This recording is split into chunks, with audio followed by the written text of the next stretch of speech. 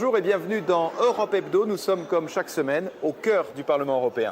Et cette semaine, on s'intéresse aux dons d'organes. Il existe des initiatives en Europe qui permettent de sauver des vies. Mais tout de suite, une question posée par Nora Hamadi, question dont on parle beaucoup dans les couloirs de Bruxelles. Faut-il plus d'argent pour sauver les États européens de la faillite ? Pour le moment, pas besoin. Pas besoin d'augmenter le fonds de sauvegarde de l'euro. C'est le bilan de la réunion mensuelle des grands argentiers de l'Eurogroupe. Une fois de plus, l'Europe, c'est un peu l'union de la discorde. Il faut dire qu'à 27, c'est pas simple de se mettre d'accord. Jean-Claude Trichet et Dominique Strauss-Kahn plaident en faveur d'une augmentation, mais Angela Merkel et Jean-Claude Juncker ne veulent pas en entendre parler. Augmenter le fonds ?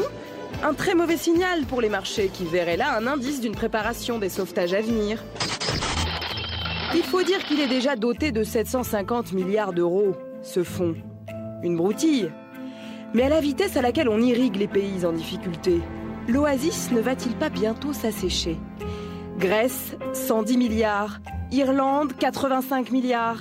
Et d'autres pays suscitent des inquiétudes. Le Portugal, l'Italie, l'Espagne. De futurs candidats au sauvetage ? Les marchés ont déjà attaqué. On augmente leur taux d'intérêt, on spécule sur leurs dettes, leurs plans de rigueur se suivent et se ressemblent. Et la population, étranglée, étouffe.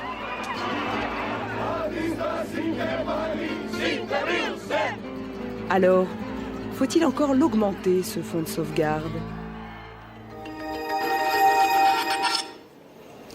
Nous avons été rejoints par Graham Watson. Bonjour. Bonjour. Vous êtes député européen, vous êtes britannique, membre du groupe des démocrates et des libéraux ici à Bruxelles et également à Strasbourg. Alors, on vient de le voir dans ce reportage, la question est la suivante. Est-ce que, selon vous, il faut augmenter ce fonds de sauvegarde ? Les fonds de sauvegarde jusqu'à maintenant ont été suffisants. J'espère qu'on n'aura pas le besoin de les augmenter. Mais je suis convaincu d'une chose. S'il faut défendre l'euro, il faut défendre l'euro. Et les gouvernements n'auront pas de choix si nous avons des difficultés en Espagne ou en Italie que d'augmenter les fonds de sauvegarde. Les gouvernements n'auront pas le choix, dites-vous, y compris le gouvernement britannique ? Y compris le gouvernement britannique qui reconnaît que même si la Grande-Bretagne ne fait pas partie de l'euro, que nous avons quand même des engagements de solidarité avec nos voisins. Est-ce que la décision d'aider l'Irlande, une décision qui a été prise donc par le gouvernement de Londres, est-ce que c'est une décision qui, selon vous, d'après ce que vous savez, a été difficile à prendre ? C'était difficile, évidemment, puisque la situation financière en Grande-Bretagne, pour le moment, n'est pas formidable.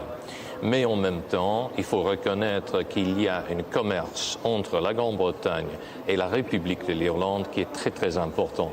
Donc, mieux sauvegarder ce commerce, même si ça va nous coûter des fonds de solidarité avec l'Irlande. Est-ce que c'est également l'avis de l'opinion publique anglaise ? Oui, je le pense. Il y a de nos jours des relations très importantes et même cordiales entre la Grande-Bretagne et l'Irlande qui n'a pas été toujours le cas. Mais le fait que nous avons résolu la situation en Irlande du Nord nous a beaucoup aidé les relations entre les deux communautés. Alors on a le sentiment, là, ces derniers jours, qu'il y a finalement une espèce d'accalmie, et tant mieux dans cette crise de l'euro. Est-ce qu'ici, au Parlement européen, on a malgré tout des inquiétudes ? Alors on parlait de l'Italie, pourquoi pas de la Belgique, de l'Espagne. Est-ce que ces inquiétudes sont ressenties ici à Bruxelles ? Oui, nous sommes très inquiets de la situation. D'abord parce que les gouvernements semblent prôner des solutions différentes les uns des autres. Il n'existe pas de consensus entre les chefs d'État et de gouvernement. Cacophonie européenne, vous diriez ? Cacophonie, si vous voulez, c'est un bon mot. Et en second lieu, parce qu'il y a trop tendance des chefs d'État et de gouvernement de ne pas suivre les conseils de la Banque centrale européenne. Or, qui est l'héros de la situation dans laquelle nous nous trouvons? Qui a sauvé l'Europe? C'est la Banque centrale européenne qui a pu utiliser l'immense fortitude de l'euro pour sauver la situation. Il y aura toujours des difficultés, Mais suivre les conseils de la banque, à mon avis, c'est la meilleure solution. Vous diriez que Jean-Claude Trichet manage, en tout cas gère, pour employer un terme français, correctement cette crise? Oui, Jean-Claude Trichet a joué un rôle très important, très calme. Dans une semaine, la semaine la plus difficile, à la fin de 2008, il a su mettre sur le marché plus de 100 milliards d'euros pour calmer les marchés. Là, on a pu faire avec l'euro. Imaginez la situation si on n'avait pas fait l'euro, si on avait toujours le drachma et les scudo, etc. On aurait été totalement détruit par la spéculation dans les marchés. Ce qui veut dire que toutes les rumeurs de sortie de l'euro, par exemple, on a dit que certains pays les plus faibles pourraient sortir de l'euro, ou qu'au contraire l'Allemagne pourrait sortir de l'euro, tout ça c'est de la spéculation, pour le coup c'est de la rumeur selon vous? Oui, c'est de la rumeur. En réalité, il est très très difficile de sortir de l'euro. Il est même plus difficile pour les pays les plus faibles que pour les pays les plus forts. Non, la solidarité européenne requiert l'euro. Moi personnellement, j'espère que mon pays fera partie un jour de cette solidarité qui se trouve, et l'euro, c'est le futur de l'Europe. C'est un espoir personnel que vous avez, mais ce n'est pas d'actualité quand même. C'est un espoir personnel, mais je pense que c'est partagé par toute une série de personnes ici au Parlement européen, n'importe de quel groupe politique ils ou elles viennent. Dans quelques jours, il y a un nouveau pays qui va adopter la monnaie européenne, c'est l'Estonie. On en parlait ici même la semaine dernière. On a quand même le sentiment que l'élargissement de la zone euro a été stoppé par la crise. Vous êtes d'accord avec ça ? Oui, évidemment, la crise nous a coûté beaucoup dans le sens de la possibilité d'élargir l'Europe, aussi la possibilité de faire avancer l'Europe. Nous avons dû faire quelque chose de très important cette dernière année en établissant les mécanismes de supervision et de contrôle des banques, des compagnies d'assurance, des investissements alternatifs.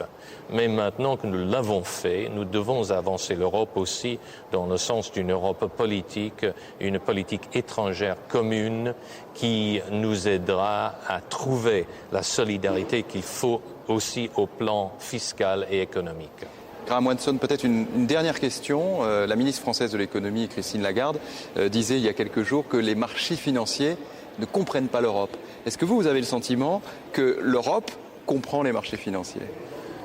Oui, l'Europe comprend les marchés financiers, mais je pense que Christine Lagarde a raison. Les marchés financiers ne comprennent pas le niveau de solidarité qui existe en Europe. Même si on ne le voit pas au jour le jour, la réalité est que tout le monde sait que nous sommes ensemble et que nous devons faire face ensemble à la crise actuelle. L'euro ne s'effondrera pas ?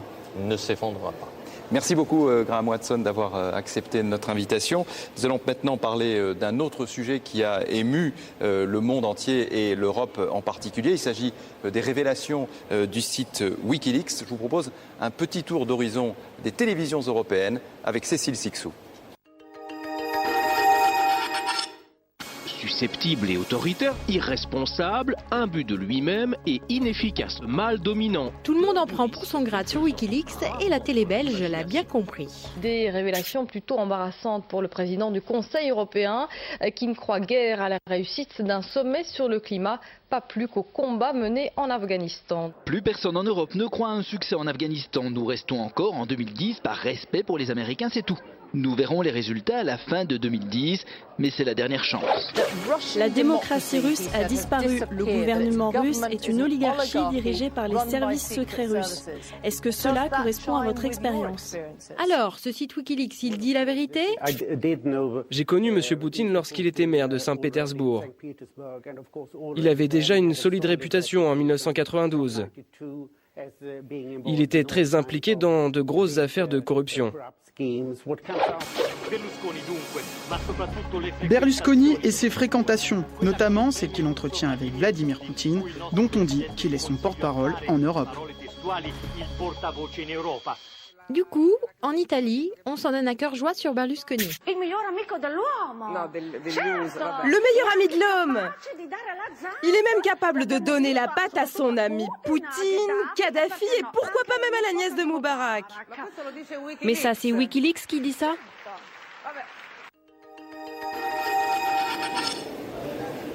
Oui, alors on le voit, hein, Wikileaks, ça fait beaucoup de remous en Europe et ailleurs. Maroun Labaki, bonjour. Bonjour. Merci de nous avoir rejoints ici sur ce plateau. Vous êtes journaliste, spécialiste des affaires européennes au journal Le Soir, ici à Bruxelles.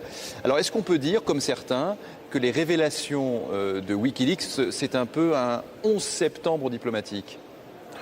Oh, je crois que c'est très exagéré. Moi, je n'ai pas l'impression qu'on ait appris beaucoup de choses extraordinaires, de nature vraiment à provoquer un séisme diplomatique. Pas du tout. Je pense que, vous savez, ce que l'ambassadeur des États-Unis à Rome pense de la vie des frasques de Berlusconi, bon, c'est d'un intérêt limité. Mais ce que dit par exemple Herman Van Rompuy, on vient de le voir dans ce reportage, sur par exemple les combats en Afghanistan, ça c'est quand même par exemple une position qui n'est peut-être dont on pouvait se douter, mais qui n'était pas connue publiquement. Je pense que ce n'est pas, c'est pas un scoop.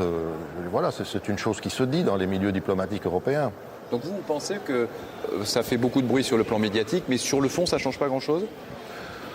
Non, ça va créer une certaine méfiance. C'est sûr qu'il y a des gens qui sont vexés. Je crois que les Polonais, par exemple, sont vexés d'avoir lu ce qui peut être des choses qui ont été dites sur eux. Bon, mais sur le fond, je crois que l'effet de tout ça est assez limité. Je pense que le vrai problème que ça pose, je pense que c'est un problème de journalisme, d'information, de médias. Voilà, je pense que c'est ça le vrai problème que ça soulève. Quelle attitude, justement, les journalistes doivent avoir par rapport à ça ? Le Soir, votre journal, oui, en parle beaucoup. Je crois même que vous avez un blog spécialement dédié à ça. Oui. Est-ce qu'il fallait faire comme ces journaux européens, Le Monde, El País, par exemple, et diffuser ces fuites de Wikileaks ? Écoutez, moi, c'est sûr que mon journal a donné plutôt une image positive de Wikileaks. Au fond, l'argument principal, c'était il faut s'occuper des vrais salauds, et les vrais salauds, par exemple, c'est George Bush, etc. Bon. Ça, c'est la position de fond. Voilà, ça, c'est la position de fond.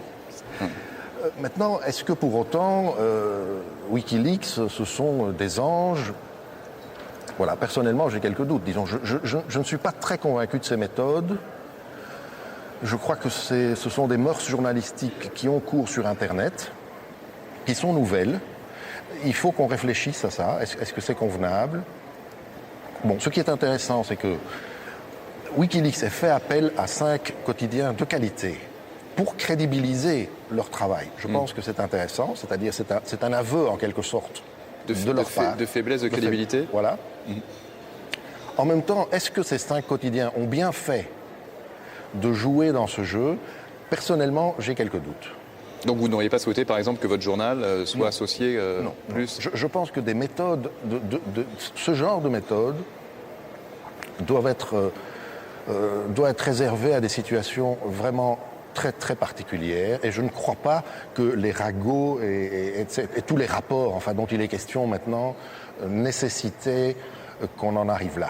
Dernière question, on sait que les révélations de Wikileaks ont fragilisé la diplomatie américaine, donc à Washington. Est-ce que ça a eu le même impact, vous qui suivez de ça de près, est-ce que ça a eu le même impact ici en Europe ? Je n'ai pas l'impression que ça ait fragilisé ici la diplomatie européenne ou les diplomaties européennes. Non, je ne crois pas. D'ailleurs, il en est assez peu question. C'est peut-être d'ailleurs assez grave, mais je ne suis pas sûr qu'on parle beaucoup de Mme Ashton dans ces documents. Alors je crois qu'il y a lieu plutôt de s'inquiéter. Elle était peut-être un peu récente aussi. Oui, mais enfin c'est des documents qui remontent à plusieurs années. Pas tous, je crois qu'il y en a qui sont assez récents. Il est question de Van Rompuy, etc. Mais pourquoi Mme Ashton n'apparaît pas ? J'ai quelques inquiétudes. Donc pour exister, il faut être dans Wikileaks ? En tout cas, si on n'est pas dans Wikileaks, dans les rapports du département d'État, quand on est haute représentante de l'Union européenne, c'est mauvais signe. Maroun Labaki, merci beaucoup d'avoir accepté notre invitation. Nous allons parler d'un autre sujet sensible sur le plan européen. Il s'agit du don d'organes. Et nous allons aller aux Pays-Bas, où il y a une initiative intéressante. Et c'est un reportage qui est signé Flora Sauvage.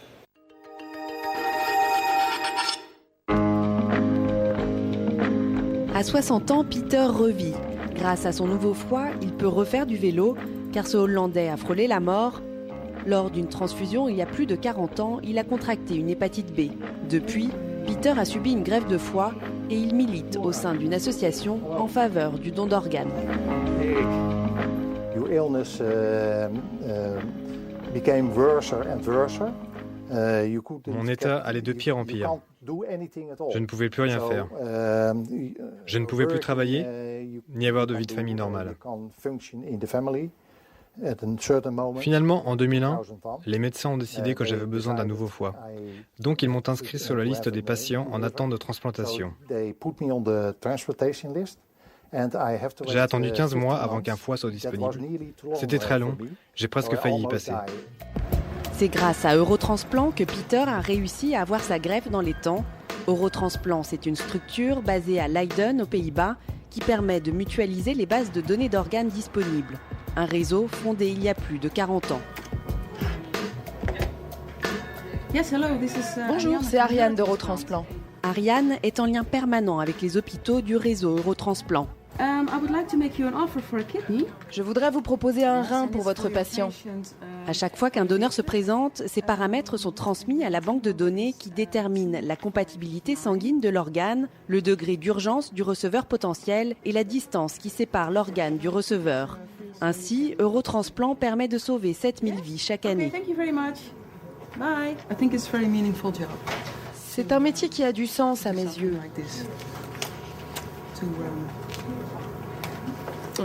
On donne aux gens la possibilité de revivre. Parfois, on reçoit des lettres. Je me souviens avoir reçu une carte postale d'une petite fille qui a 10 ans aujourd'hui. Elle avait 9 ans quand elle a eu une greffe. C'est toujours très émouvant. Ça me donne envie de pleurer à chaque fois. Ariane et ses collègues gèrent l'allocation des organes à travers 7 pays du centre de l'Europe. Eurotransplant a été fondé avec l'idée selon laquelle plus vous avez de receveurs potentiels, plus vous avez une chance d'avoir une adéquation parfaite entre le receveur et l'organe. On a 2000 donneurs chaque année, donc ça fait environ 7 donneurs par jour. Par avion privé ou par voiture, les organes sont transportés jour et nuit pour arriver dans les temps à destination. Nous allouons les organes d'après notre liste et on est toujours pressé par le temps, car pour les organes vitaux, type poumon ou cœur, on n'a que 5 heures. Pour les foies, on a jusqu'à 8 heures. Pour les reins, on a 12 heures et pour les pancréas, on a 4 à 5 heures. Voilà les temps de transport maximum avec lesquels on doit s'adapter. Car la durée de vie d'un organe est limitée et il n'est pas toujours compatible avec le patient en attente. En ce moment, il y a 16 000 personnes sur la liste d'attente. La plupart des patients sont en attente d'un rein. D'autres attendent un foie, un poumon, un cœur ou encore une greffe d'intestin.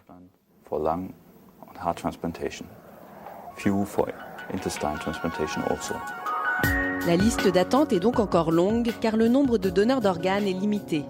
Willem, diabétique depuis l'âge de 4 ans, attend une greffe de pancréas. J'ai toujours mon portable allumé, 24 heures sur 24, 7 jours sur 7. Que je sois au théâtre ou au concert, partout je dois rester joignable, nuit et jour. Depuis quelques mois, l'Union européenne a adopté une directive pour créer un réseau européen de donneurs d'organes à l'image d'Eurotransplant. Le but, favoriser la coordination entre chaque pays membre. Avec Eurotransplant, on a déjà développé des normes assez élevées sur la gestion et l'origine des organes.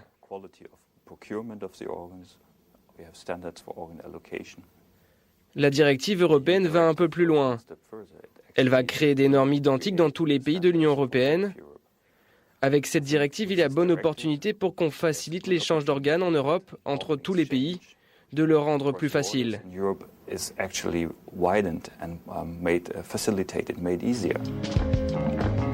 Aujourd'hui en Europe, 12 personnes meurent chaque jour faute d'organes disponibles. En créant une banque de donneurs d'organes, l'Union européenne voudrait coordonner les échanges entre les 27 États membres, mais sans toucher à la législation de chaque pays, ce qui risque de poser problème.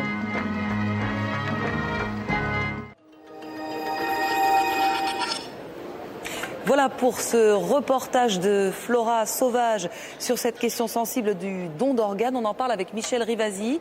Bonjour. Bonjour. Alors vous connaissez bien ce dossier. Il existe, on le voit, des réseaux en Europe qui facilitent le don d'organes, mais quand même, il reste limité. Est-ce que pour vous cet exemple d'Eurotransplant est un exemple isolé ou pourrait servir de base à la construction d'un grand réseau européen ?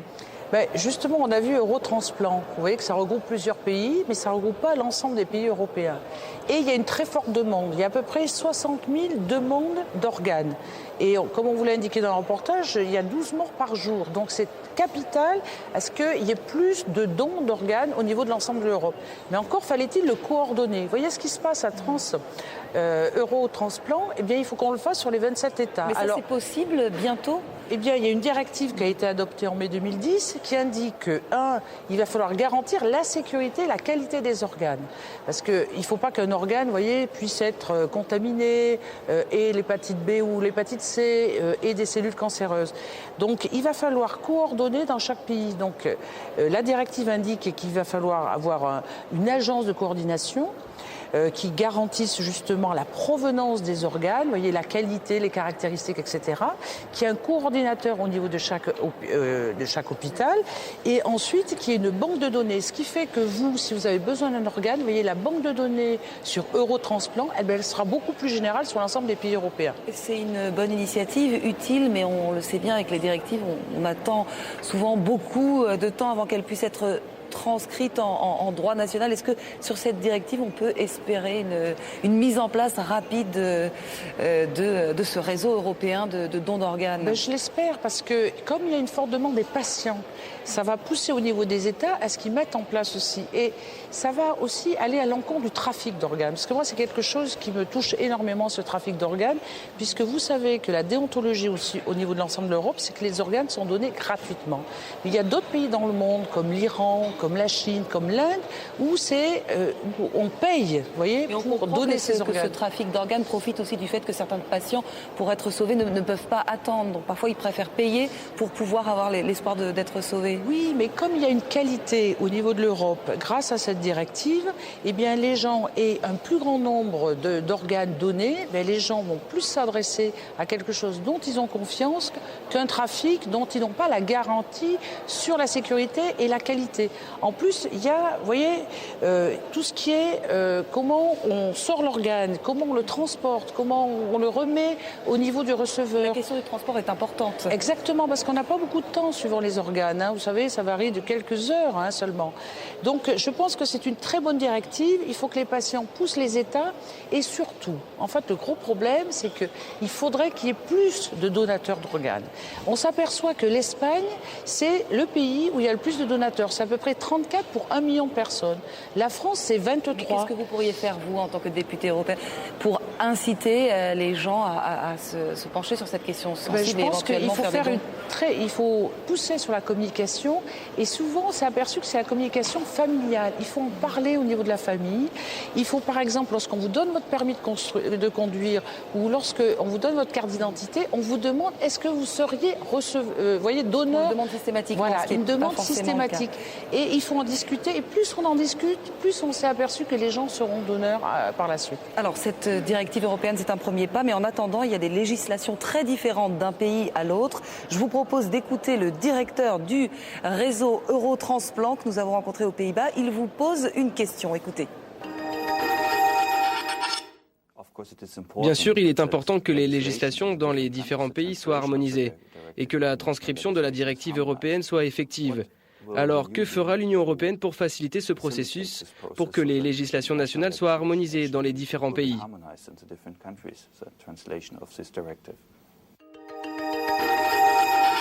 D'une part... Alors, est-ce qu'on peut espérer une harmonisation rapide ? C'est dans la directive et il y a un plan d'action. Et au niveau de ce plan d'action, il est indiqué justement qu'il y a des pays qui n'ont pas d'autorité compétente. Il va falloir qu'elle la construise, cette autorité. Dans les hôpitaux, il faudra un coordinateur pour qu'ils puissent regarder au niveau des organes, justement, quels sont les donneurs, quelles sont les caractéristiques, etc. Et c'est les citoyens européens.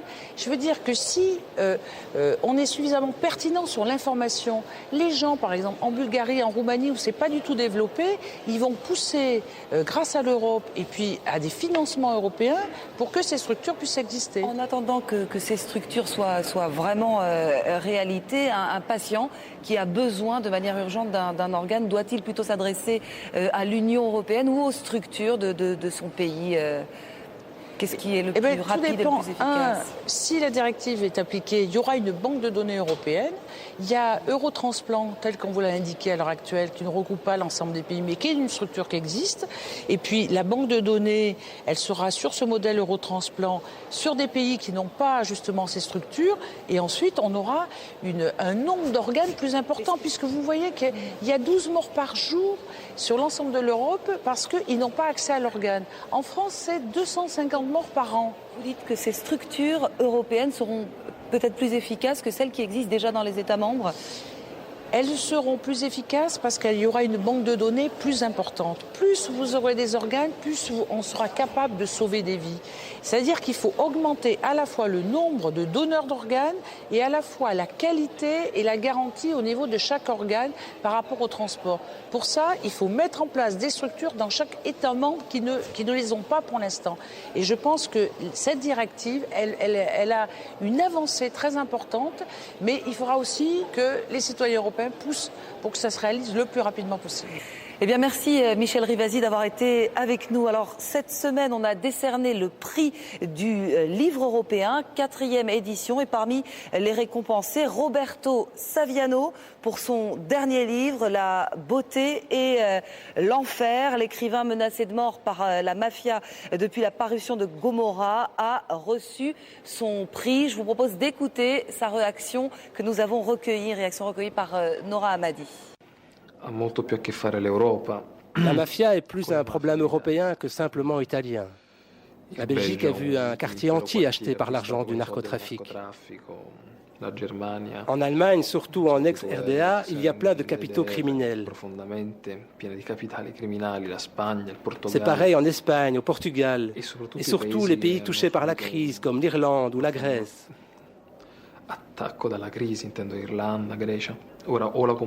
Soit la communauté européenne se réveille et comprend que c'est un problème prioritaire, ou alors il sera trop tard. Je vis depuis 4 ans sous protection policière. Beaucoup de gens vivent comme cela. L'Italie est le 2e pays au monde après la Colombie pour le nombre de personnes sous protection. J'espère qu'un jour je serai de nouveau libre, parce que j'en ai marre. Je vis en permanence avec cette garde du corps. Voilà, Roberto Saviano et autre lauréate dans la catégorie du roman, Sophie Oksanen pour son livre Purge, paru chez Stock. Très bonne suite de programmes sur la chaîne parlementaire et très bonne lecture. On se retrouve la semaine prochaine à Strasbourg.